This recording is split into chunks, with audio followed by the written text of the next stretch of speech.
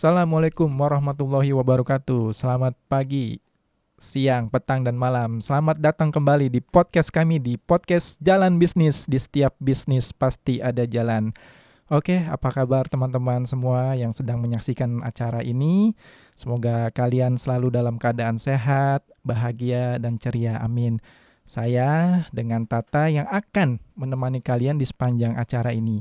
Di podcast Jalan Bisnis ini, kita akan menyajikan sebuah informasi tentang bisnis pastinya, yang kita telah datang seorang narasumber yang pastinya sudah ahli dalam bidangnya.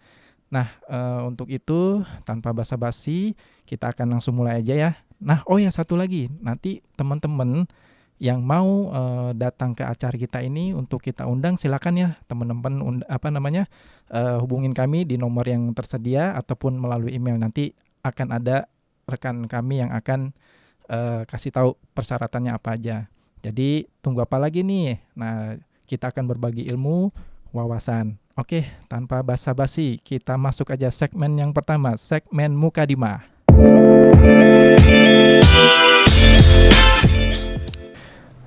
Nah, kita baru aja selesai liburan panjang sekolah. Bagi ibu-ibu yang pengen nyemangatin anaknya sekolah biar anaknya lebih trendy lagi ke sekolahnya, nih kita rekomendasiin tas Sukiku, brand asal Jepang yang bahannya itu awet, tahan lama, anti air. Dari segi harganya sangat terjangkau. Terus ditambah lagi dipakai oleh sama mama Gigi loh, buat anaknya sekolah ataupun jalan-jalan. Nah, bagi ibu-ibu yang penasaran sama produk ini, bisa langsung cek di toko kita di Zitech Store. Check it out. Hai teman bisnis, balik lagi di podcast Jalan Bisnis. Di setiap bisnis pasti ada jalan. Oke teman-teman, sekarang kita memasuki segmen pertama, yaitu segmen Muk-Muk Mukadimah. Seperti biasa, kita akan berkenalan langsung nih dengan seorang narasumber yang udah hadir di podcast kita di pagi menjelang siang ya. Nah, sekarang udah hadir nih di depan saya. Boleh kenalan gak nih? Siapa namanya? Ya, siapa namanya Mas? Agung Prima. Ya. Agung Prima, panggilannya? Aprim. Siap. Panggil bro nggak apa-apa ya? Boleh bro. bro Aprim. Jangan sis ya. Jangan sis, aman. Oke nih, boleh nggak ceritain ya latar belakang Mas Aprim nih, dari segi mungkin pendidikan dulu deh, gimana? Oke. Kalau dari pendidikan, saya menempuh pendidikan S1 di bidang hukum. S1 di bidang hukum? Ya, di salah satu universitas negeri di Jawa Barat ya, di Depok. Oh Depok, siap. Itu lalu kemudian saya melanjutkan studi saya ke jenjang berikutnya di S2 juga. S2 di tempat yang sama, betul, di bidang hukum juga. Di bidang hukum juga, jadi memang awalnya minat di bidang hukum nih? Memang kebetulan saya sangat tertarik di bidang hukum. Tertarik di bidang hukum ya? Kenapa? Ada sebabnya. Ya, boleh ceritain dong? Ya, boleh. Karena prinsipnya manusia dari dia masih di kandungan sampai dia meninggal, sampai dia berada di liang lahat, tidak terlepas dari yang namanya hukum. Oh betul. Iya betul. Gitu kita dilahirkan, kita terikat dengan hukum keluarga. Hukum perdatanya sudah lahir. Begitu juga, begitu kita meninggal, kita meninggalkan namanya warisan, hukum waris ada di situ, seperti itu. Jadi itulah kenapa spektrum dari hukum itu luas. Dan itu juga kehidupannya bisa di legalitas, betul nggak? Betul. Dari lahir sampai mati. Dan semua pun butuh legalitas kan. Betul. Dari mulai kita berusaha, kita butuh legalitas. Kalau kita tidak punya legalitas, berarti usaha kita ilegal. Wah. Betul. Tapi ini aman ya, ijazah aman ya? Aman, alhamdulillah. Alhamdulillah aman ya. Saya resmi terdaftar. Kan lagi rame nih ya. Iya. Lagi rame. Tapi sekarang kita udah bicara tentang pendidikan lo nih. Dan dari segi bisnis gimana nih, lo ada sebagai S apa nih? Boleh kasih tahu nggak bocoran? Boleh. Terhitung sampai saat ini saya juga masih terdaftar sebagai karyawan swasta ya. Di perusahaan swasta di bidang pembiayaan. Dan kantornya itu ada di Bilangan Jakarta Pusat di Sudirman, gitu. Dan kebetulan perusahaan ini terafiliasi dengan perusahaan Jepang seperti itu.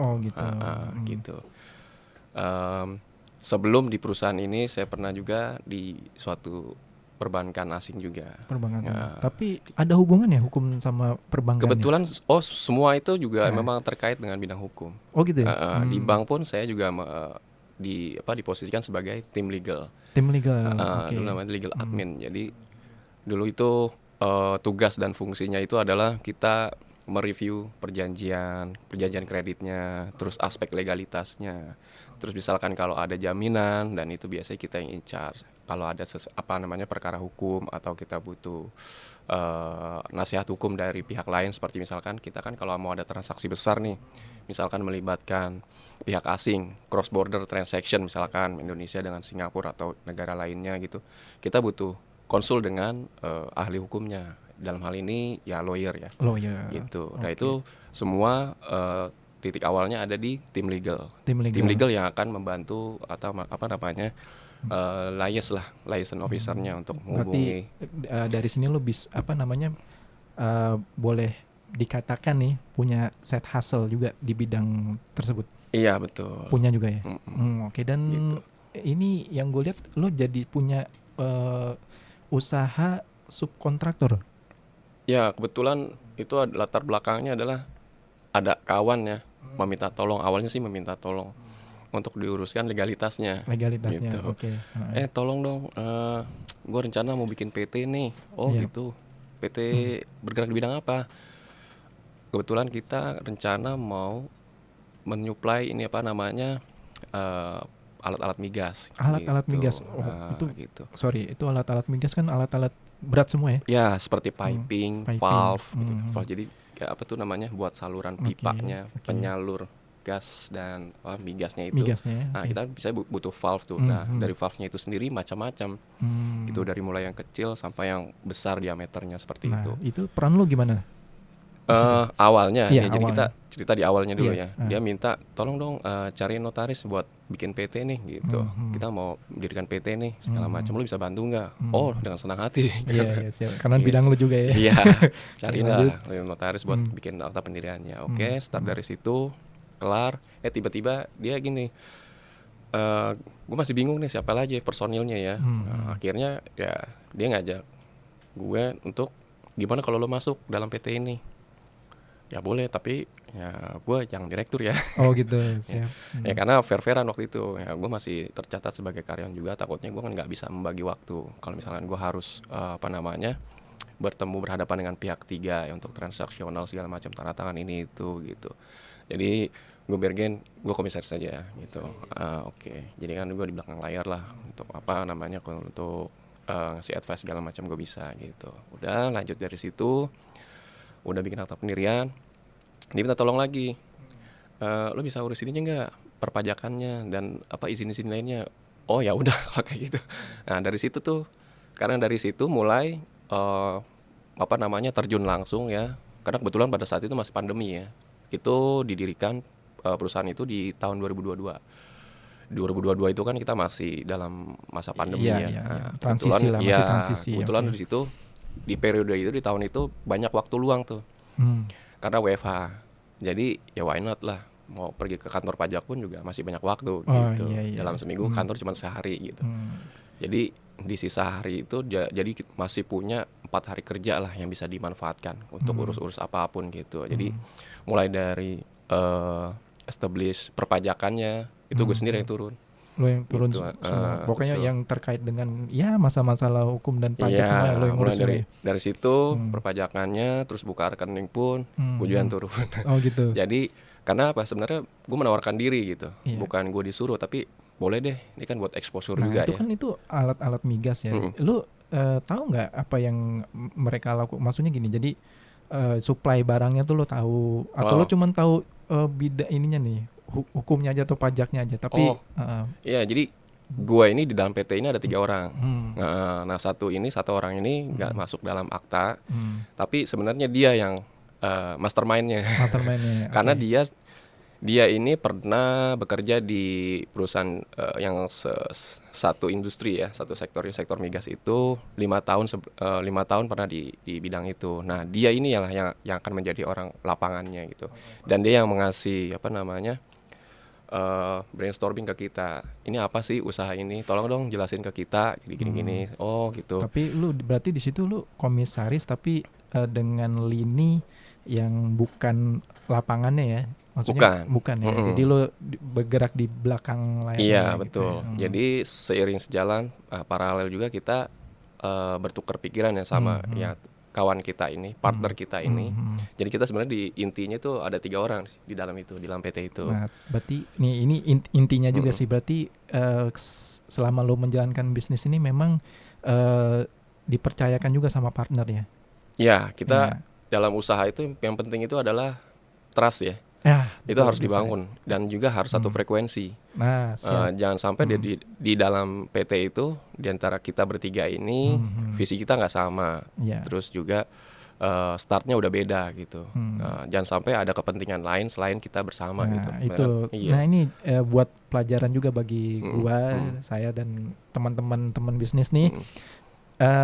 Partner itu penting juga ya. Betul. Partner itu penting juga, di mana kita menanamkan kepercayaan satu sama lain, betul nggak ya? Betul. Nah, itu gimana kita mau sejalan kalau kita nggak percaya satu sama lain. Betul. Kan gitu kan? Ya kita besar juga bersama-sama ya. Betul. Bukannya kita mau egois, mau menang sendiri. Nah, itu teman-teman ya, sekali lagi cari partner yang saling percaya, betul ya. Oke, sekarang nggak terasa nih, Muka Dima udah habis segmennya. Kita lanjut ke segmen berikutnya, itu segmen Serser. Oke, check it out.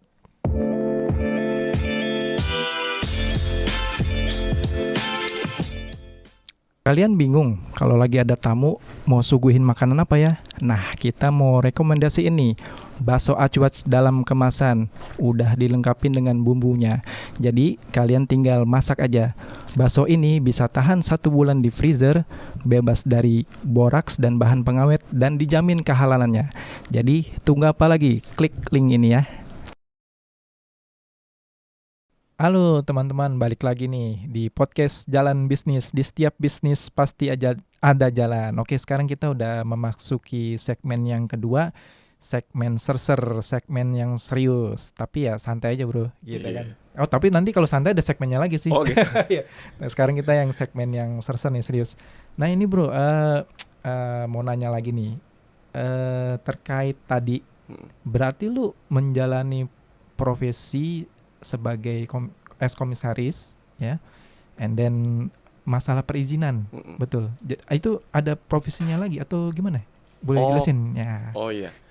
Untuk yang perizinan, jadi di samping gue sebagai karyawan, punya usaha subkon, gue juga ada usaha lain, bukan usaha ya, sampingan lain lah ya. Sampingan. Itu teman bisnis. Kita bicara di sini nih, sebenarnya gue juga karyawan gitu, tapi gue juga menjalani ada side hustle juga gitu. Nah ini boleh share nggak nih side hustle apa nih bro? Iya, pada prinsipnya gini ya. Kalau untuk hidup di Indonesia, kalau ngandelin satu kantong kayak susah ya. That's right. Setuju, agree banget. Apalagi ngeliat kalau kita baca berita sampai detik ini, itu perekonomian negara kita kayaknya berada di titik kekhawatiran ya. Banyak PHK, terus nilai tukar rupiah kita itu terus anjlok. Nah itu kan? Dia bro, jadi di podcast Jalan Bisnis ini kita mencoba membantu teman-teman, kita bahu-membahu ya, membangun kembali buat diri gue pribadi, buat teman-teman yang sedang di PHK itu kasih kesempatan gitu kan, kasih kesempatan untuk mereka bisa bangkit lagi nih. Nah itu dengan caranya mungkin jadi karyawan terus ada side hustle. Nah itu lanjut bro. Ya, ya itu background ya. Kenapa sebenarnya sih kepikiran juga. Dulu kayak setiap bulan nungguin tanggal 25, nungguin gajian. Terus kepikiran gimana gue bisa bisa kaya gitu loh. Bukan kaya lah maksudnya. Bisa mempunyai penghasilan yang lebih gitu. Kalau bisa dibilang minimal mencukupi ya. Iya, mencukupi. Mencukupi benar itu. Jadi mau beli rumah cukup uangnya, mau beli mobil cukup uangnya, ya kan? Mau berlibur cukup uangnya. Jadi tercukupi semua. Gitu. Iya, enggak muluk-muluk, yang penting tercukupi. Ya itu guyon lah ya. Nah, itulah dari situ beranggapan ya kalau bisa lebih dari satu kantong, kenapa harus satu kantong gitu loh. Makanya dari situ terpikiran udahlah mau apapun gue jalanin deh. Jadi tapi ngejalanin itu yang benar-benar emang sesuai dengan passion kita gitu. Awalnya berani mencoba aja dulu gitu. Awalnya kan jadi gini, awal mula punya sampingan perizinan itu awalnya dari ada temen minta tolong, Prim bisa bantu gue nggak nih, gue ada kendala nih masalah perizinan nih untuk izin ini, lu bisa bantu nggak? Oh Oke siap. Gimana nanti gue minta dokumennya deh. Dari situ sebenarnya gue belum punya pengalaman, gue belum pernah ngurus izin itu gitu. Tapi gue berani untuk say yes aja dulu gitu. Karena kalau kita udah menjawab tidak, mindset kita itu secara otomatis Nggak semua. menolak. Jadi Menolak semua. nggak ada kemauan Iya. untuk kita untuk Iya. apa namanya, nggak ada triggernya untuk memulai sesuatu gitu Berarti loh. kalau ketika menerima itu, lu ada pikiran learning by doing lah. Betul Iya, ya? dengan gue Iya. menerima itu, nah terus ada adrenalin gitu di dalam diri kita tuh kayak, wah gue harus tahu nih, gue cari tahu nih gimana nih urus izin ini nih. Mulai riset, ya kan, lihat YouTube atau apa, terus langsung juga ke instansi yang bersangkutan gitu, tanya, konsultasi, udah itu aja. Berani belajar dari situ, lama kelamaan benar, dari satu kelar izin yang ini, tiba-tiba ada rekan lain, terus gue juga menawarkan juga, lo kalau ada kesulitan mengenai gini-gini, lo bisa hubungin gue. Dari situlah mulai berkembang ke yang lain-lain gitu. Berarti itu lo menarifkan diri lo sendiri dengan jasa itu. Gue memberi tarif gue sendiri. Mendaftar sendiri ya. Dan gue kadang-kadang juga apa namanya, minta benchmark juga dari teman-teman gue juga. Lo kalau urus perizinan ini ngasih harga berapa? Gini gitu. Tapi kadang-kadang gini, yang penting kita kan namanya kan menawarkan jasa ya. Kita offer dulu. Kalau urus izin berapa? Gini. Kira segini lah gitu. Kalau nggak ditawar ya oke. Kalau ditawar ya silakan. Ya kan karena masalah. Itu ya balik lagi sih, lo ngeluarin jasa lo kan pasti ada ongkos sana sini. Kita keluar waktu, energi, pikiran dan kita mikir kan. Iya gitu. Betul. Itu sih ya sepanjang itu worth it buat kita.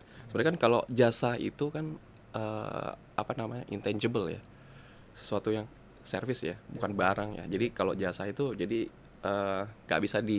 nggak bisa ditentukan lah. Iya, tapi fix price-nya gitu. Iya, maksudnya dengan angka tersebut lo bisa memuaskan untuk minimal diri lo sendiri, betul kan? Yang penting masih dalam batas kewajaran. Betul, nah itu. Dari situ. Iya. Dari situlah awal mulanya. Jadi memberanikan diri aja dulu. Tapi ya sebenarnya apapun bisa dicoba dan dipelajari sebenarnya gitu. Yang penting dari kemauan diri sendirinya aja gitu. Nah, itu yang dari challenge lo apa tuh? Tantangan pas ketika lo menjalani sampingan ini? Tantangannya yang pasti waktu ya. Waktu ya. Bagi nah waktu itu benar ya. Iya. Karena lo karyawan juga betul. Kan. Terus lo juga ada yang tadi lo bilang tadi kan suprantur, sekarang masalah perizinan gitu. Waktu ya benar ya. Waktu benar. Karena kita harus benar-benar bagi kepala ya. Kapan kita harus fokus dengan pekerjaan kantor kita dan juga pekerjaan lainnya. Yaitu pintar membagi waktu aja sih. Ya kebetulan juga karena di lingkungan kantor ini kebetulan ini ya, gue punya rekan kerja atau superior gue itu yang mendukung gue untuk berapa namanya, untuk higher up lah. Iya, maksudnya untuk menjadi pribadi yang lebih baik lagi. Gak masalah lo punya sampingan di luar. Yang penting pekerjaan lo di kantor ini itu beres. Yang penting lo responsible, lo orang yang bertanggung jawab. Silakan lo mau punya usaha apapun, lo mau ada kegiatan di luar apapun, silakan. Tapi kasih tahu gue, let me know gitu. Oh gitu, oke. Nah, kalau boleh tahu yang lo urus perizinan apa nih? Macam-macam ya. Dari mulai contohnya OSS. Apa tuh OSS? OSS itu jadi online single submission. Jadi ini perizinan terpadu. Jadi kalau misalkan PT kita mau buat badan usaha atau badan hukum lainnya itu semua terintegrasi ke OSS. Gitu. Okay. Produk akhirnya itu adalah NIB. NIB itu apa? Itu semacam kayak tanda terdaftarnya perusahaan lah. Gitu. Itu hanya semua bisa diproses di OSS namanya. Iya. Induknya di situ OSS ya, itu. Jadi portal terintegrasi. Jadi kalau belum urus itu belum nggak akan terbit karena NIB semua di situ prosesnya gitu. Jadi semua perizinan segala macam dan NIB itu prosesnya dari OSS. OSS itu datanya sudah terintegrasi ke beberapa kementerian, ke seluruh kementerian, dari mulai Kementerian Hukum, Perpajakan dan lain-lain seperti itu. Itu satu. Jadi semua awalnya dari OSS. Jadi karena OSS itu udah terintegrasi ke seluruh instansi ya. Contohnya misalnya gini, yang terakhir itu gue pernah urus di bidang perindustrian, izin industri. Itu prosesnya melalui OSS dulu. Setelah OSS dia akan melimpahkan wewenangnya ke dinas terkait sesuai dengan domisili si usahanya itu. Berarti kalau simpel itu kalau pembukaan PT gitu lo bisa pendirian PT. Nah, kalau pendirian PT itu stepnya seperti ini. Saya gambarin sedikit dari mulai pendirian, aktanya terbit yang dikeluarkan oleh Kementerian Hukum, ada SK-nya. Nah, dari SK-nya itu terus terbit NPWP. Nah, dari NPWP baru kita proses ke OSS-nya. Karena untuk mendapatkan NIB itu harus ada NPWP dan SK. Jadi flow-nya ini urutannya seperti ini. Nah, gitu. kalau boleh tahu nih bro, sebenarnya kalau urus kayak gitu secara pribadi, secara perorangan boleh nggak? Atau memang ketika misalkan gue pribadi, aduh gue pusing nih, kayaknya butuh orang yang mau bantu gitu kan, itu pribadi sama gue sendiri misalkan jalan untuk urus bisa? Oh bisa ya? Bisa, seperti sama halnya kayak gue. Oh gitu. Tapi kan maksudnya kalau lo ini kan membantu orang yang kesulitan gitu kan. Di situ ya poinnya. Ya kita pun ya bisa sepanjang kita mau belajar ya, mau mengerti ini OSS itu barang apa sih gitu loh. Awalnya sama dari ketidaktahuan, kita ada rasa ingin tahu, mau bisa ya, mau menguasai itu, ya akhirnya ya seperti ini sekarang. Oh gitu. Jadi gue ada permintaan apa ya, gue alhamdulillah bisa untuk untuk catch up dengan apa yang diminta oleh klien. Kalau kan masalah kayak pendirian PT, tapi untuk masalah kayak dokumen ada juga, bisa juga lurus. Dokumen bisa. Dokumen juga bisa ya. Dokumen bisa. Kayak misalkan ada orang yang mau urus dokumen konsuler ya. Konsuler itu adalah gini. Dokumen Indonesia yang mau dipakai di negara lain. Itu namanya konsulerisme. Atau sebutnya legalisasi dokumen ya di instansi yang terkait Kementerian Luar Negeri lah, seperti itu. Jadi misalnya kemarin terakhir itu gue urus dokumen Indonesia, dia mau dipakai di negara Vietnam. Itu contohnya. Jadi ada beberapa step tuh yang harus dilakukan. Yang pertama adalah dokumen itu sendiri. Terus dokumen itu kita daftarkan ke Kementerian Kementerian Hukum. Kementerian Hukum nanti dapat namanya sertifikat aposti namanya. Stikernya itu, stiker bawah. Dengan stiker itu menandakan, nanti itu di attach, ditempel di dokumen tersebut sebagai bukti kalau misalkan Kementerian Hukum sudah mendaftarkan dokumen tersebut, mensahkan. Nah, tapi ada step selanjutnya. Setelah itu kita ke Kementerian Luar Negeri. Kementerian Luar Negeri, nanti Kementerian Luar Negeri ini memberikan stiker juga. Nah, setelah itu tahap akhir. Jadi Kementerian Luar Negeri setelah mencap dan memberikan stiker, barulah dokumen tersebut bisa digunakan di negara tujuan. Seperti itu. Dan untuk pengurusan itu banyak bro yang ngurus sama lo? Ya lumayan lah. Lumayan ya. Lumayan. Memang nggak sering ya. Paling sering sih perizinan. Ya. Tapi dari volume yang ya kita anggaplah dalam setahun belakangan, gimana bro? Apakah terjadi peningkatan atau memang kok udah nggak ada yang ngurus lagi ya sama gue? Apa lu punya banyak saingan di luar sana? Kalau bicara saingan, saingannya itu ini perusahaan perizinan. Sekarang kan banyak tuh. Kalau kita buka medsos ya, mau YouTube, Instagram atau apapun, terlebih lagi Instagram ya, itu kan ada tuh biasanya muncul AdSense tuh. Pendirian badan hukum dengan izin segala macam, dapat NPWP, NIB segala macam, sekian berapa juta gitu. Itu maksudnya kalau yang itu biro jasa, kalau kita nyebutnya itu biro jasa. Ya, agensi gitu. Agensi lah gitu. Mungkin dibilang saingan, ya mungkin itu bisa jadi saingan kita. Tapi kan gini, kalau kita yang menjalankan usaha yang secara pribadi itu kan biasanya dari mulut ke mulut sih kayak gitu. Kalau mereka kan memang kegiatan usahanya memang seperti itu. Tapi kalau ini kan sebenarnya kayak kadang-kadang jasa itu nggak bisa diprediksi sih gitu. Kadang-kadang orang balik ke kita itu karena servis kita gitu. Kalau kita memuaskan, pasti dia balik lagi. Atau dia akan merefer ke orang lain. Apa lo pribadi bisa gitu mengiklankan diri lo sendiri? Kalau mengiklankan sih bisa ya, karena gue masih perorangan. Perorangan ya. Maksudnya ya tapi sah-sah aja kan? Sah-sah aja, nggak ada masalah. Nggak ada masalah. Karena kegiatan itu pun nggak ada larangan. Kita kan membantu orang. Iya. Dan kita memproses perizinan itu memang sesuai dengan koridor hukum koridornya. Juga ya. Iya, gitu. Ya maksudnya kan ya sorry aja kan kadang suka orang under table gitu ya. Gitu. Iya. Itu kalau itu kebetulan ya, dan untungnya selama menjalankan usaha perizinan ini, gue belum pernah tuh ngasih amplop kayak gitu. Alhamdulillahnya selama ini kok lancar aja sesuai dengan sesuai dengan prosedur gitu. Prosedur ya. Ya mungkin someday mungkin ada kali ya nanti. Cuman kan ya susah juga kadang-kadang hal-hal kayak gitu nggak bisa kita hindari ya. Iya. Gitu. Ya yang penting ya kita berhati-hati aja nantinya. Tapi selama lu menjalani profesi ini, kesulitan apa nih yang menurut lo kira-kira selain waktu tadi ya? Aduh, kayaknya ribet nih. Lo jadi ketika lo ada customer, kayak bisa dibilang customer gitu ya. Yeah. Gue butuh cepet nih, tapi kerjaan lo juga butuh juga nih, Brim. Gimana tuh, bro? Apa lo harus kayaknya gue bilang nggak dulu deh sama customer gue, ataupun lo bilang sama bos lo, bos, gue ada kerjaan gitu. Gimana? Biasanya gue ngakalinnya ini ngambil cuti. Bos, sorry bos, dibuka deh. Gue harus full day. Full day. Karena gue nggak mau mengorbankan profesionalisme gue ya. Jadi gue ngilang di kantor, itu ngurus yang lain, itu nggak fair. Gitu. Fair, nanti takutnya kan ada rekan lain yang tahu, terus malah jadi hubungan kita nggak enak. Jadi biar lebih fair ya, kita juga harus fair dengan diri sendiri dan orang lain gitu. Kita digaji kan sama perusahaan. Nah,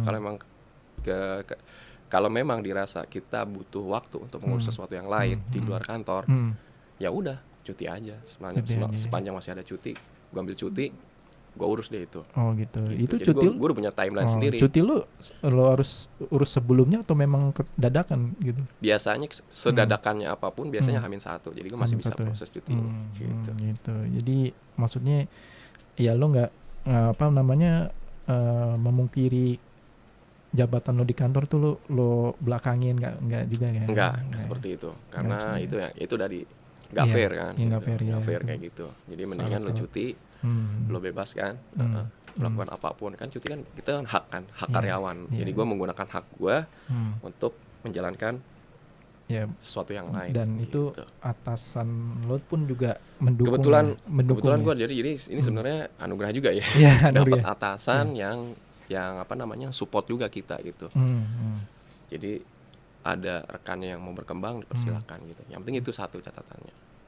Bertanggung jawab terhadap pekerjaan. Kalau misalnya ada pekerjaan yang pending, selesaikan dulu gitu. Jadi gue cuti tuh dengan catatan tidak ada pekerjaan yang pending. Nah gitu. Itu teman bisnis.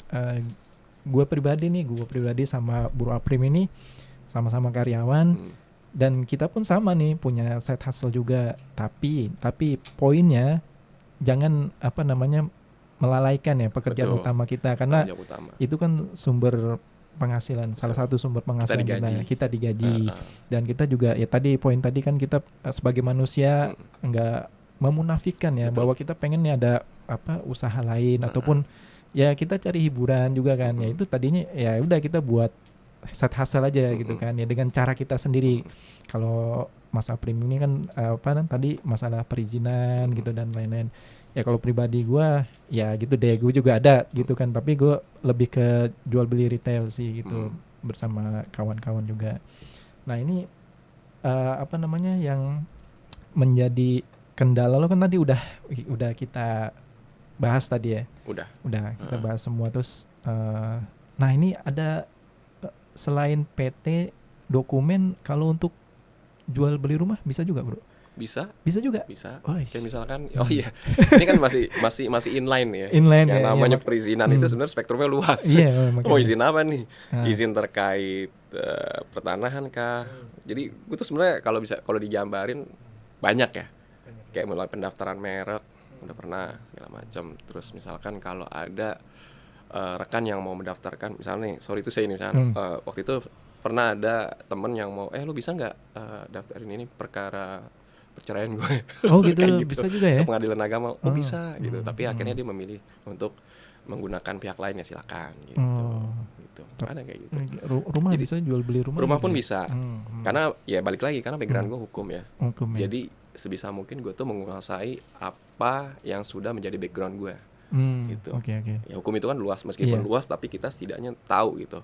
Tahu apa saja yang terkait dengan hukum. Karena hukum kalau dijabarin itu banyak ya, mulai dari hukum ekonomi, hukum internasional, hukum perdata, hukum agama, segala macam, hukum waris. Jadi luas banget spektrumnya.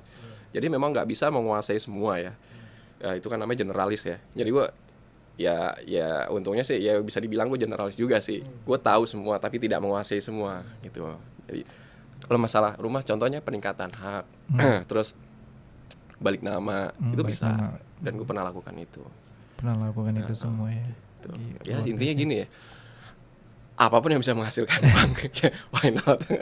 Bisa dikerjakan. Iya, Itu iya. juga menambah Iya. experience ya, exposure-nya jadi banyak Iya, gitu. iya, Jadi iya. kalau ada misalkan orang datang ke kita mau minta bantuan ini itu, kita tahu, oh iya kebetulan saya pernah. Jadi kalau misalkan kita nggak punya banyak experience, nggak punya exposure terlalu banyak, begitu kita terlalu banyak bilang tidak dibandingkan dengan bilang ya, susah juga orang ketemu kita kosong jadinya Iya, gitu, iya. mati lampu. Iya, iya. Gitu. Mungkin jadi salah satu kayak bukan memandang rendah nih orang nggak punya kapabilitas. membatasi rezekinya jadinya Iya, gitu. iya. Jadi dia membatasi potensi dirinya sebenarnya kalau iya, terlalu iya. banyak bilang sorry gue nggak bisa, gue nggak pernah. Hmm. Nah justru itu, kalau dibilang kayak gitu nggak pernah, kan selamanya nggak akan pernah jadinya. Betul, betul. Kalau dia bilang berani bilang Setuju. oke, bisa gitu.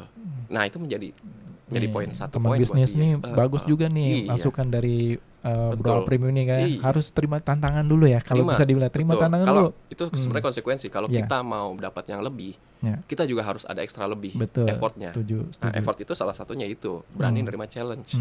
Kalau kita nggak berani menerima challenge, ya selamanya ya tertutup lah kayak gitu. Iya. Nih Bro Aprim ini kan apa namanya, dari jenjang pendidikan pun udah ketahuan gitu ya, sampai S2, dan beliau pun masih saat ini masih belajar ya secara pribadi ya. Mungkin secara kayak kuliah gitu mungkin Bro Aprim udah masuk semua lah teori-teorinya. Sekarang teori-teori kehidupan yang jalan gitu. Ya kadang-kadang banyak teori-teori yang berseberangan ya. Oh gitu. Teori-teori yang kita dapat di bangku kuliah itu kadang-kadang ya bukan yang nggak sejalan ya, karena banyak dinamika di lapangan itu yang melenceng gitu. Jadi ya tugas kita ya gini, yang penting menyesuaikan prinsipnya kalau kita masih di wilayah abu-abu kita masih bisa ya. Tapi kalau misalkan dari segi normatif itu memang dibilang tidak boleh dan tidak diizinkan, itu sebaiknya tidak dijalankan.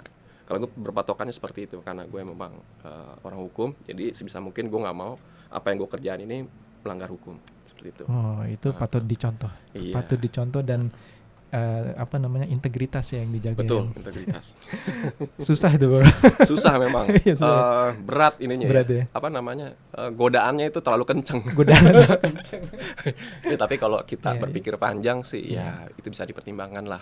Kita mau ke arah yang mana tuh. Kita mau ngikutin angin godaannya apa tetap karena lurus kan gitu. Hukum itu kan udah ada ketetapannya ya. Betul. Dan meskipun penegakan hukum di negara kita ini memang ya terkait tadi kan ya, agak yang miris sih memang, tapi ya kalau tidak dimulai dari diri kita, siapa lagi gitu. Betul ya, ini teman bisnis ya patut ya kita contoh ya. Bro Aprim ini backgroundnya hukum dan beliau pun taat hukum. Itulah yang Insya Allah yang harus ditanamkan dalam diri gitu ya. Diri lu sendiri. Dan lu merasa terbebani nggak, Bro? Jujur aja. Terbebani. Jujur ya. Kayak dulu awalnya tuh kayak ngerasa gue ngambil kuliah jurusan hukum itu pengen itu nanti suatu saat gue bisa punya sumbangsih lah terhadap negara gitu. Tapi makin kemari kok penegakan hukum nih kayak jadi hukum itu kayak semacam mainan gitu loh. Nggak ada kejelasan. Jadi banyak aparat penegak hukum justru yang melanggar hukum. Jadi yang seharusnya menegakkan hukum, dia justru malah yang melanggar hukum. Jadi ibarat kata kita nih mau nyapu lantai yang kotor, tapi sapunya itu kotor terus. Ya kan percuma, nggak akan bersih mau sampai kapanpun. Jadi gitu. Kalau misalkan sapunya ini atau ibaratnya penegak hukumnya ini sapunya bersih, itu kan bisa buat menyapu, bisa buat pel. Jadi apa yang kotor kita bisa bersihkan. Jadi kalau seperti ini situasinya ya nggak tahu ya. Cuman ya tetap ya, manusia harus bisa punya rasa optimis ya. Mungkin nanti kedepannya Indonesia bisa menjadi lebih baik lagi bisa dari sisi menjadi contoh bagi teman-teman di luar sana yang seprofesi ya. Jadi tetap berada pada koridornya, pada jalurnya gitu kan. Karena memang ya yang tadi kita menjalani sampingan, tapi ya tanpa harus kalau bisa dibilang kalau dalam bisnis itu sikat-sikatan gitu ya. Ya. Kan di luar sana pasti ini pasti punya saingan, dan saingan itu pasti gitulah gitu Iya. kan. Ya kayak sekarang aja lah, Donald Trump kan perang tarif. Iya. Perang. Ya antara masalah itu. sesama kita pasti yang namanya pebisnis atau orang yang menjalankan usaha ya paling kan ya perangnya di sisi itulah. Di sisi itu ya. Bermain di sektor ya paling masalah harga ya kan, terus masalah lamanya seperti itu. Tapi lo punya Nah, strategi, maksudnya strateginya gini, ketika lo gua kekurangan customer nih, lo mencoba untuk mendowngrade tarifnya, tapi lo mencari volume orang yang tinggi. Apa punya kalau strategi? mendowngrade kan enggak ya. Sebenarnya gini, yang penting gini. Kalau gue yang penting jangan sampai kualitas kita yang diturunkan. Iya, kualitas sih. Kalau untuk price kita mesti masih negotiable lah ya. Negotiable, Jangan sampai yang penting mau itu fee-nya besar, mau fee-nya kecil. Service kita itu harus tetap optimal gitu, tetap excellent gitu. Karena kalau untuk jasa itu yang penting itu adalah pelayanannya gitu. Betul. Jadi kalau misalkan customer udah ngerasa kecewa dengan pelayanan kita, ya dia nggak akan balik lagi gitu. Nah itu kira-kira kita hitung lah per bulan berapa customer ya bro yang bisa lo handle per bulan ya? Iya per bulan lah. Ini bicara general ya? Iya general. Ya kalau untuk saat ini sih masih 10 lah. 10 ya. Tapi kan dalam 10 itu ini namanya set hustle. Variasi kan. Dan itu kan nggak menutup kemungkinan lebih dari cukup ya. Karena kan lo ada penghasilan sebagai karyawan ya kan. Terus ada set hustle ini jadi kan ya lebih lah, ada lebih ya, mencukupi. Karena itu yang dicari kan. Iya betul. Jadi kita nggak worry harus nunggu 25. Gitu Jadi ya. di samping 25 kita masih bisa untuk earning money lah, earning money dari dan sisi itu manapun. Lo bisa buat saving. Betul. Jadi untuk dana darurat pun kita insya Allah aman seperti apa itu. Sekarang invest juga mungkin? Iya sudah invest. Kalau invest sudah kebetulan di bidang properti. Oh gitu. Nah itu berkaitan juga ya bidang properti. Ya itu ya hasil selama ini saya hasil ya di di apa namanya di saving ya untuk setidaknya kita ada sesuatu yang kita bisa yang kita bisa keluarkan itu tapi itu bermanfaat buat kita untuk jangka ke depan gitu. Betul, ya. Salah satunya itu harus diinvest kan. Karena kalau dibiarkan uang kita itu tertidur ya tanpa jadi sesuatu ya takutnya nanti kan tergerus sama inflasi kan. Betul. Jadi yang penting bisa mengimbangi laju inflasi. Jadi itu yang namanya investasi kan itu dia harus berada di atas laju inflasi. Nah gitu. Kalau misalnya kita investasi sesuatu di bawah nilai inflasi ya itu boncos namanya. Setuju. Bukan investasi. Iya kan sekarang kan banyak banget ya kayak kita dengar investasi bodong ya, itu kan yang bicara investasi bodong saya juga pernah kena itu. Dulu pernah sempet ditawarin teman sih. Iya. Dia sebenarnya gini. Sebenarnya memang nggak tertarik dari awal. Dulu pernah ingat ini nggak yang robot trading. Oh, robot trading forex. Yes. Oke. Gitu. Ini awalnya temen. Jadi sebenarnya dari awal sudah gue sendiri udah bilang ini Ponzi nih. Ini skema Ponzi. Lo di awal-awal lo dikasih enak dapat profit sekian tapi ujung-ujungnya pasti macet ya. Percaya sama gue sendiri bilang kayak gitu, tapi karena dia pengen kan itu kan sifatnya kan kalau Ponzi itu member get member kan sama kayak MLM lah quote unquote. Ya udah deh lo butuh member lagi, ya udah gue daftar deh. Tapi yang paket minimum ya paling murah gitu. Jadi gue pun kalau hilang pun karena gue udah feeling paling hilang nih paket murah 1 digit 2 digit ya kebetulan cuma 3,5 juta sih. 3,5 juta ya udahlah bantu teman. Hitung kalau misalnya ini buat nyakinin dia biar dia ada rasa kayak ini gue ikut tapi bukan berarti gue setuju dengan skema ini gitu. Tapi bener nggak lama berselang 3 bulan kemudian dananya nggak ada yang bisa ditarik. Merah semua. Terus nggak lama kemudian juga kan banyak tuh ya pernah ada berita Barreskrim berhasil menangkap tersangka itu kan. Tersangka gitu. Forex trading tuh banyak. Nah, dan itu kalau nggak salah sih gue pernah dapet di media sosial gitu rekaman mereka. Jahat banget ya mereka. Jadi tuh mereka tuh ada istilah kata exit plan gitu. Jadi pembicaraan mereka itu mencoba meninggalkan nasabahnya tanpa merasa bersalah merekanya gitu. Berarti ini kan rugi, ya udah kita rugi sama-sama. Betul. Wah itu kejam banget. Sebenarnya gini, sebenarnya itu transaksi seperti ini tuh gampang terbaca. Jadi gini, mereka sebisa mungkin crowdfunding ya. Nah ini kan berkaitan juga dengan hukum juga kan, berkaitan dengan hukum ini kan betul. Salah nih. Jadi ini kan sebenarnya ada kaitannya juga dengan money laundering kan.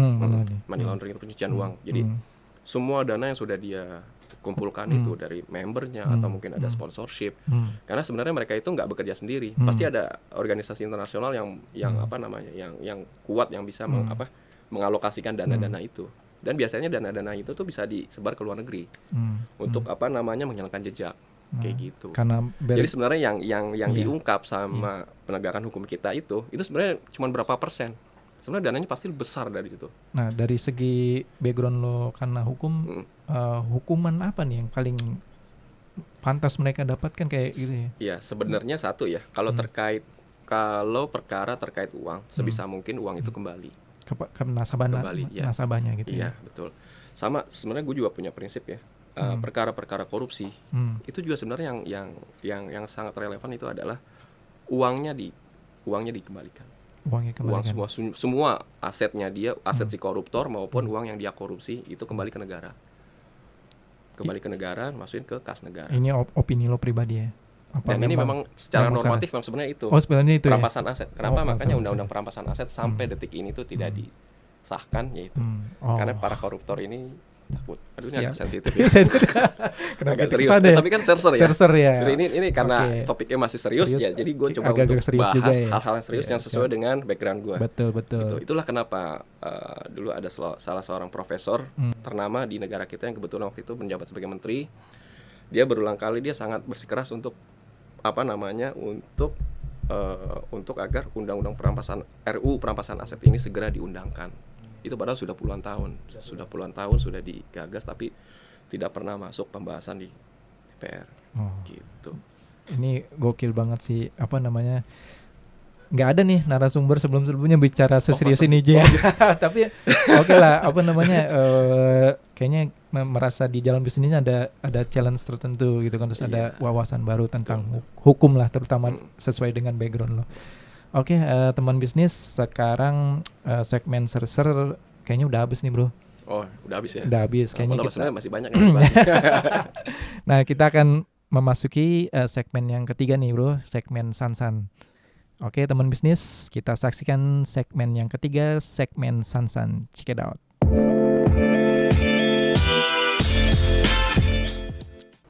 Balik lagi teman bisnis, sekarang kita udah memasuki segmen yang ketiga, yaitu segmen Sansan, segmen santai. Kita santai-santai aja bro, tadi kan kalau kita santai udah berarti gue bisa tidur. Iya, lo sambil ngapain nggak? Mau makan nggak? Ada nasi goreng. Nanti habis acara ini ya. Oke, siap. Ini segmen Sansan ini ya kita bicara yang ringan-ringan aja, tapi gue lebih pengen taunya pengalaman yang menarik sih, pengalaman atau lucu gitu ya selama lo menjalani bisnis side hustle lo, ada nggak gitu kira-kira? Lucu, menjengkelkan, macam-macam ada sih. Ya, ada sih kayak gini lah, kayak hit and run customer lah. Hit and run. Gue nyebutnya hit and run. Jadi kayak misalkan dia minta tolong ke gue untuk memproses sesuatu perizinan ya. Ini kaitannya perizinan. Udah gue urus sampai di titik tertentu, tiba-tiba ditelepon, gini nih, untuk perizinan ini kayaknya saya pakai yang lain deh.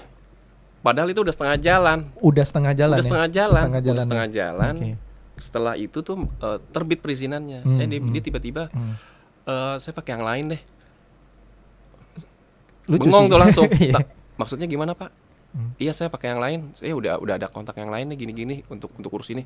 Oh gitu ya Pak. Padahal udah setengah jalan Pak. Iya nggak apa-apa gini-gini. Oh gitu ya. Sorry nih, apakah di situ lo kan udah jadi tuh? Udah jadi. Jadi dia sebenarnya gini, dia kan nanya progresnya sudah sampai mana. Padahal gue tuh selalu update ya ke klien. Kayak misalnya, gini Pak, ini udah sampai ini. Sebenarnya bolanya itu di dia, bola panasnya itu di si klien ini, karena ini kan lama juga yang ngasih data segala macam. Terus memang proses perizinan ini emang nggak bisa cepat gitu. Kalau mau jalur ekspres pun ya itu biayanya lebih gitu loh. Ya, jadi ini udah sesuai prosedur. Tiba-tiba saya udah update, gue udah update.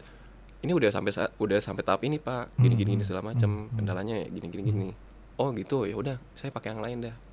Dalam artian kok enak bener. Yang orang lain itu kan ibaratnya udah terima setengah jadi gitu loh. Oke, jadi kalau dari lu kalau lo pas pasang tarif itu DP dulu atau full atau gimana atau Oh, udah jadi? untuk perizinan ini tergantung dari kliennya. Tergantung Kadang ada dari yang klien. klien menawarkan kayak saya DP berapa nih? Saya DP berapa dulu? Jadi sebenarnya gue nggak mematok. Oh gitu, lo nggak mau Jadi mantap ya? sebenarnya gini, gue membebaskan klien gue itu untuk apa namanya? Mau DP. Jadi gue pengennya gini, pekerjaan gue selesai, lo bayar.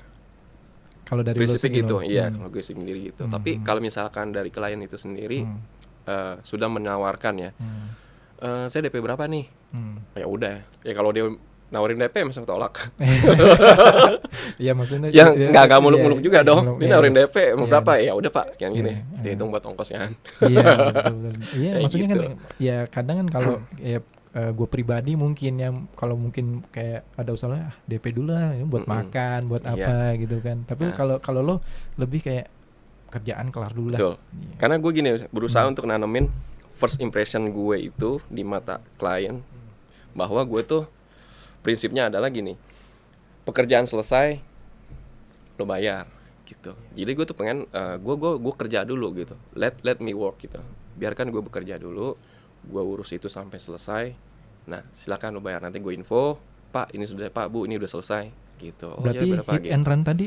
Nah hit and run itu kayak gitu. Ada juga kayak gini, nawar, bukan udah deal nih kita nih, fee-nya sekian, udah gue proses, data udah masuk, gue udah jalan, udah kesana sini, tiba-tiba nggak ada kelanjutan, kok nih orang nggak ada kabar berita, udah gue WA, Bu gini, saya minta data ini, nggak direspon, nggak lama kemudian, oh ya maaf, saya dengan yang lain aja gitu, saya udah Maksudnya ini sudah, dengan yang lain dia udah proses dengan yang lain, urusan jadinya. yang sama. Dengan urusan yang sama. Tapi kan udah jadi di lo.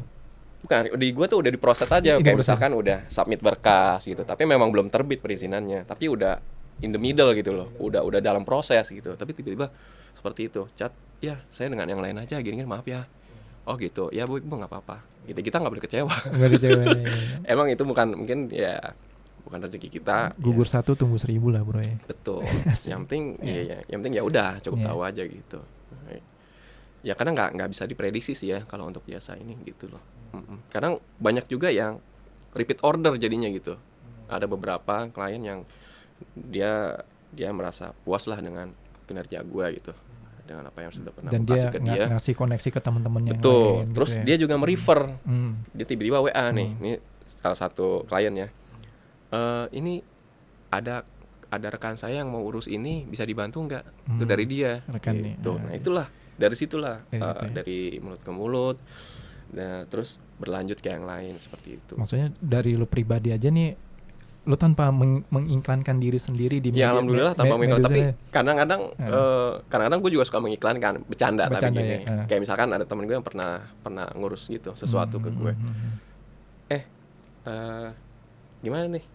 Nggak ada orderan lagi nih. Gitu kan. Ya sebenarnya kan satu hal gue cuma membangun komunikasi. Ataupun lo misalkan ya iseng-iseng gitu di status WA. Aduh, kalau status WA belum sih. Belum ya. Coba kan kontak lo kan banyak tuh ya. Iya, boleh sih, boleh. Belum ke situ tuh. Belum ke situ ya. Lagi memikirkan caranya gimana untuk apa namanya memasarkan jasa gue ini gitu ke halayak ya. Ya kan sekarang banyak nih media sosial kayak Instagram, betul, Facebook, TikTok gitu kan ya. Lo kan pasti kan punya database gitu kan, teman-teman pribadi lo, saudara-saudara gitu kan. Nah itu kan bisa lo manfaatin sih sebenarnya. Iya, memang bisa sih dari situ. Cuman kayak kenapa ya? Nggak tahu, kayak gue belum mau memulai untuk advertising gue sendiri gitu. Ada kendala apa nih dari diri lo sendiri? Apakah lo masih malu-malu gitu? Masalah ini sih apa namanya kreativitinya. Nah, kayak apa yang mau gue pasarkan gitu loh. Mungkin lo bisa ya kayak sebenarnya ada kekhawatiran juga dari diri gue itu, takut apakah nanti ada yang apa namanya ada yang keberatan dengan gue seperti itu, maksudnya rekan seprofesi gue atau apalah gitu di luar sana. Gitu yang menganggap gue ini lo ngapain sih bikin iklan begini gitu loh. Itu ada hal-hal non etik lah yang di luarnya. Gue tuh sebenarnya orangnya secara pribadi itu orangnya nggak enakan dan juga terlalu preventif, terlalu berhati-hati gitu. Jadi kayak misalkan gue takutnya gue mau kayak gini, gue takutnya nanti ada yang inilah, ada yang Iya ternyata kan. ini sebenarnya lo nggak boleh lo gini Iya gini kan. gini kayak gitu. Sebenarnya kan kayak kalau gue kasih saran ya kan, ketika kayak lo tadi aja, ketika lo menerima customer ya gue yain dulu ya, kenapa nggak lo jalanin kayak Gitu tadi ya? prinsipnya ya Boleh kan. juga sih. Kenapa kan nama mesti takut kan kita belum tahu ya Iya, kan. boleh sih. Challenge-nya Apa apa gua terus harus anonim? dan Nah, gua nggak tahu. asik. Tapi nggak boleh juga kan. Dia nggak tahu siapa kita nanti. Iya. Ya itu mungkin bisa dipertimbangkan. Nah ya, berarti saran Mungkin gue bisa dibantu dengan siap, dan gue bantu. untuk memasarkan. siap. Ya paling pakai aplikasi yang gratisan. Iyalah.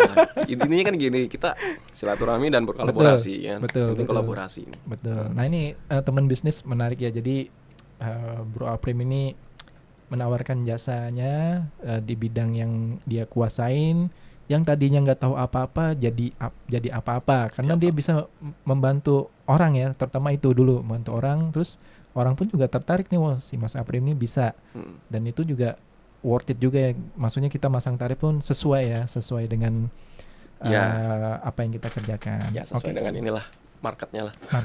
Oke, nggak berasa lagi nih, udah segmen Sansan ini udah mau berakhir. Sekarang kita nanti akan memasuki namanya segmen curhat keempat. Yeah. Kita udah mulai curhat-curhatan nih.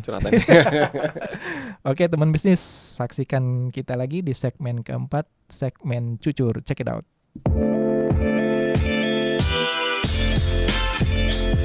Balik lagi teman bisnis di podcast Jalan Bisnis. Di setiap bisnis pasti ada jalan. Sekarang kita udah memasuki segmen yang terakhir, yaitu segmen cucur. Di sini kita curhat-curhatan nih, bro. Nggak apa-apa kan? Yeah. Tentang apa nih? Masalah asmara? Ya. Atau masalah asrama? Jadi kita berbagi pengalaman. Ya semua orang pasti kan punya masa-masa di mana kita merasa kayak pertama ya terpuruk ataupun merasa bersalah atas kesalahan yang lalu. Kira-kira ada nih bro yang mesti kita, ya ini bisa jadi buat pelajaran gua dan teman-teman bisnis yang lagi menyaksikan. Oke. Ya. Sebenarnya banyak nih penyesalan ya. Pembiaran sih gue nyebutnya pembiaran. Jadi nanti awal mula ke pendidikan dulu. Lo jadi lo tercerahkan. Iya, gitu. Dari pendidikan dulu deh. Iya. Waktu itu tuh gue itu mulai sejak lulus S1, ya kan. Terus gue mau udah mau ada keinginan lanjut S2 kan. Nah, S2 gue pertama itu. Jadi gue S2 ini 2 kali untuk yang program yang sama, Magister Kenotariatan ini. Jadi yang pertama ini gue nggak lulus karena ya satu dan lain kesibukan kerja, gue nggak bisa membagi waktu. Jadi yang pertama ini gue 2010 gue mulai S2 di UI. Di bidang hukum, karena gue nggak bisa, karena gue sambil kerja ya, jadi gue biayain kuliah gue itu dari hasil kerja gue di tempat kerja gue pada saat itu. Terus berjalannya waktu, gue nggak bisa mengikuti iramanya, karena gue harus kuliah, karena kuliahnya itu dia ada di siang ya, ada jam 2 paling pertama. Nah sedangkan kalau jam 2 kan gue masih ada di kantor itu masih jam kantor gue gitu. Dan gue juga pernah ada jadi slack gue sama atasan gue pada saat itu, karena gue suka izin keluar kantor di jam kantor.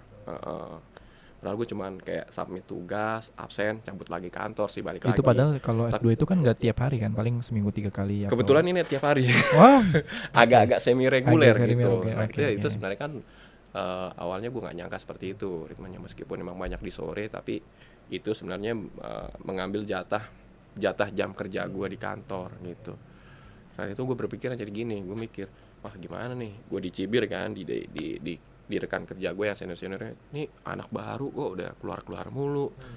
Itu jadi semacam itu yang bikin gue down gitu sebenarnya. Wah ini gimana nih caranya nih, gue udah tanggung kan, udah bayar sekian semester gitu, tapi terus gue nggak maksimal. Terus di kantor gue sering keluar terus gue diomongin yang nggak enak. Jadi di situ mental health gue diuji tuh di situ. Gue mikir akhirnya oh ya udah deh, gue postpone dulu deh di semester semester ketiga. Itu kan 4 semester ya, 2 tahun sebenarnya kan kalau magister. Semester ketiga dengan berat hati menyatakan ya udah gue postpone dulu deh, gue nggak terusin, nanti someday gue akan teruskan lagi. itulah singkat cerita pas di tempat gue ini akhirnya di tahun ketiga gue kerja di sini gue resign karena dengan tujuan gue mau fokus kuliah gue yang S2 yang terlantar ini gue mau terusin lagi nanggung ya posisinya karena memang S2 inilah yang nantinya akan jadi profesi gue di akhir nanti gitu. Betul. Gitu. Makanya gue kejar gue resign 2 tahun gue fokus kuliah. Nah setelah gue lulus kuliah barulah gue mulai kerja lagi seperti itu. Tapi dalam perjalanan itu lo punya gue sempat ada penyesalan ya? Waktu itu kenapa gue harus peduliin omongan orang ya?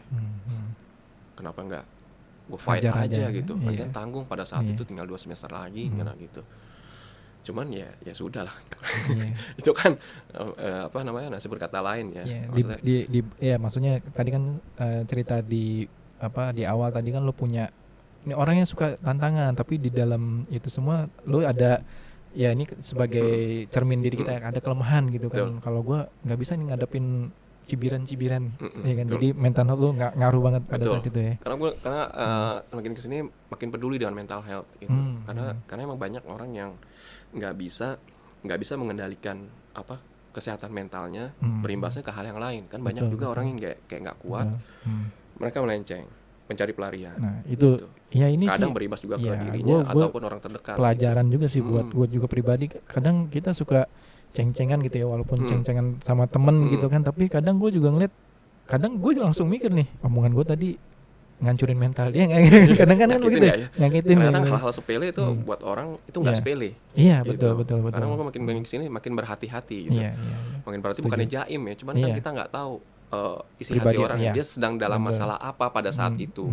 Kan kita nggak tahu, mungkin wajahnya ceria, tapi kita nggak tahu di dalam hatinya seperti apa. Apakah dia lagi terlilit masalah atau ada perhara dengan keluarganya atau istrinya atau pasangan yang gimana, kan kita nggak tahu gitu. Nah ketika lu melihat nih diri lu, mental health gue lagi kurang, tapi lu ada kekhawatiran lagi nggak selain? Ya untungnya gue alihkan itu ya ke hobi. Gue suka olahraga, gue suka musik, gue bermain musik. Ini dia. Gue suka tamu kemarin gue suka musik semua nih rata-rata.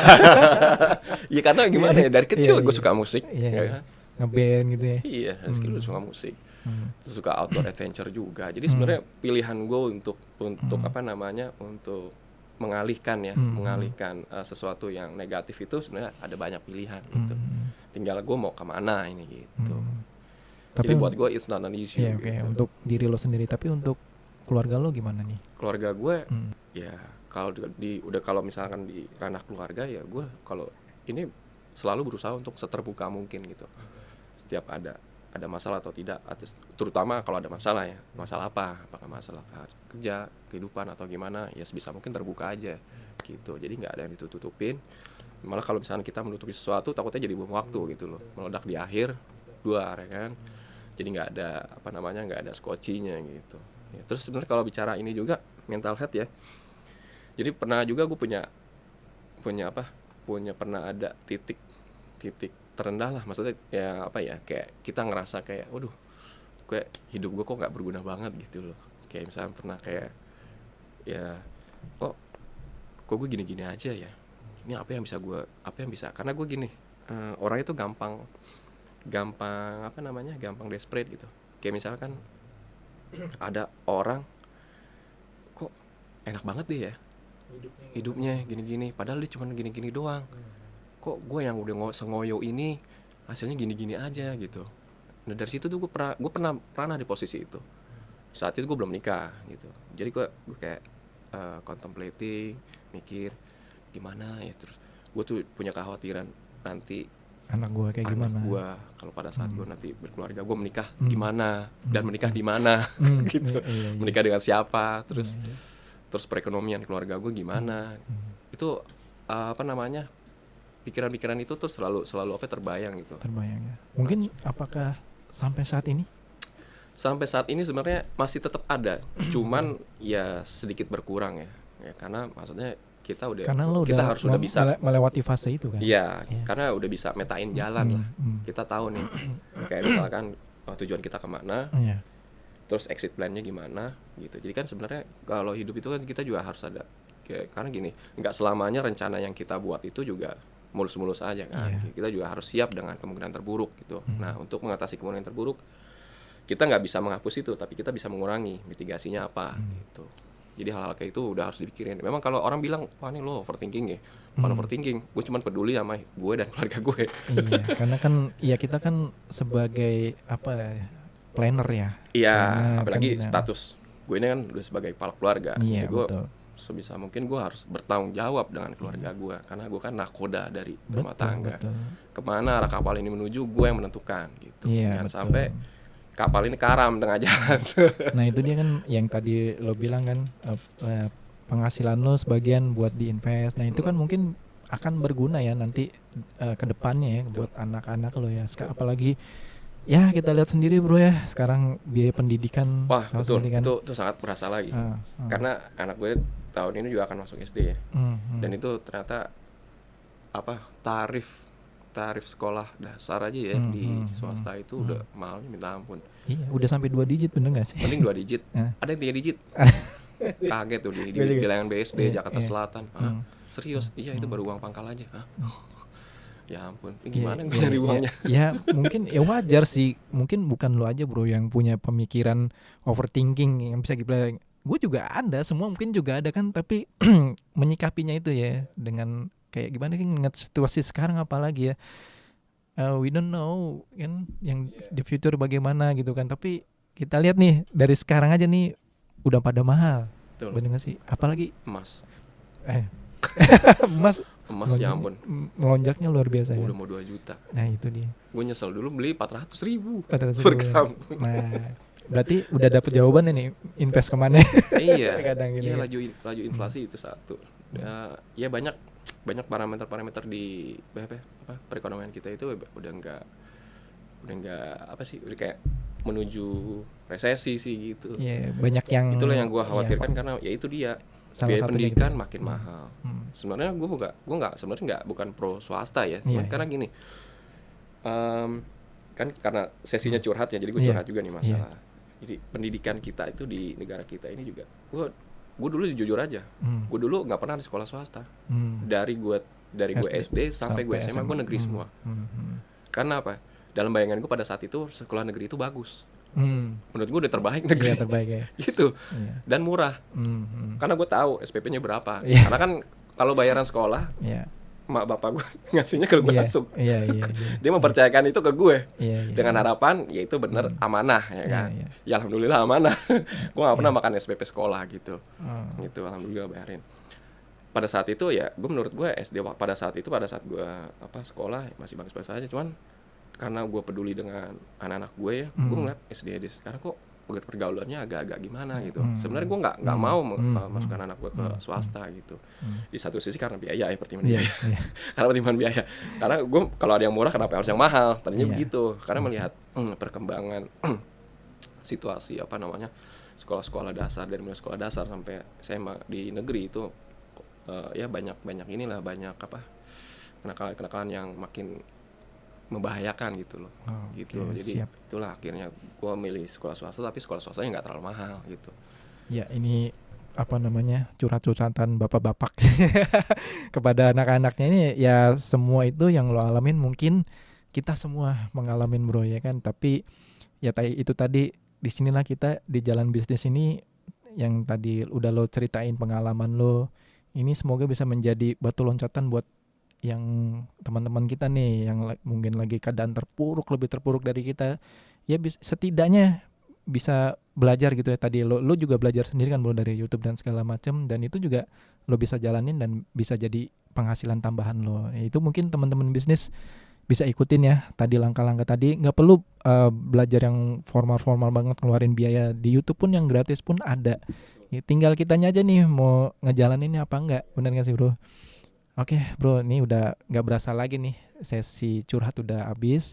Terima kasih banget nih udah datang di podcast Jalan Bisnis. Sama-sama. Terima kasih sudah berbagi ilmu jariah ya gitu kan. Ilmu jariah benar. Ya, amin. Gitu. Ya prinsipnya ya itu. Gue punya pandangan ilmu itu harus dibagi, Betul. bukan untuk Betul. dipendam Betul, untuk kita betul. sendiri gitu. Betul. Karena semakin banyak kita membagi ilmu itu, semakin banyak juga amal jari yang kita Amin dapatkan. ya. Semoga ini menjadi ladang pahala lo juga berbagi ilmu dengan kita, dan kita pun mendapat wawasan baru, edukasi baru. Ya setidaknya yang teman-teman bisnis itu bisa jadi trigger ya supaya kedepannya bisa sukses. Amin. Sekali lagi bro, terima kasih. Dan Sama-sama. teman-teman bisnis, udah nggak berasa kita udah di akhir penghujung acara. Dan jangan lupa teman bisnis yang mau hadir ke sini boleh, silakan aja. Teman bisnis mempunyai profesi bisnis apa nih, nanti curhat aja di nomor kita yang bisa dihubungin sama email. Nanti tim kita yang akan membantu. Terima kasih teman-teman udah ngikutin acara di podcast Jalan Bisnis, karena di setiap bisnis pasti ada jalan. Wassalamualaikum warahmatullahi wabarakatuh.